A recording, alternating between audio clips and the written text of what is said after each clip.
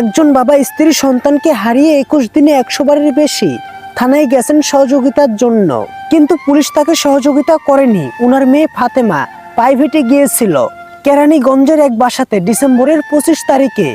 এই ঘটনা, মেয়ের বাসায় ফিরতে অনেক দেরি হচ্ছিল দেখে মেয়ের মা রোকেয়া রহমান মেয়েকে আনতে গিয়েছিল। তারপরে তারা দুজনের কেউ বাসায় আসেনি।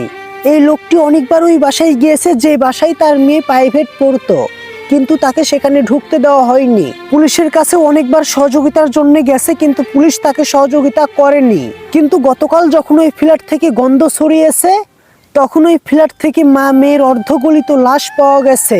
লোকটিকে যদি প্রশাসন পুলিশ সহযোগিতা করত, অন্তত পক্ষে স্ত্রী ও মেয়ের লাশটা ভালো অবস্থায় পাইতো। একটা অসুস্থ প্রশাসন জাতির জন্য খুবই দুর্ভাগ্যজনক। আজকে যদি পুলিশরা সহযোগিতা করত, তাহলে হয়তো এই লাশগুলোর অবস্থা এরকম হতো না, আর সেই বাবাটিকেও পাগলের মতো ঘুরে বেড়ানো লাগতো না। পুলিশদের কাজ কি? প্রশাসনের কাজ কি? বসে থাকা, ঘুমানো? আমাদের দেশে এমন পুলিশ আমরা চাই না, এমন পুলিশ আমাদের দরকার নাই।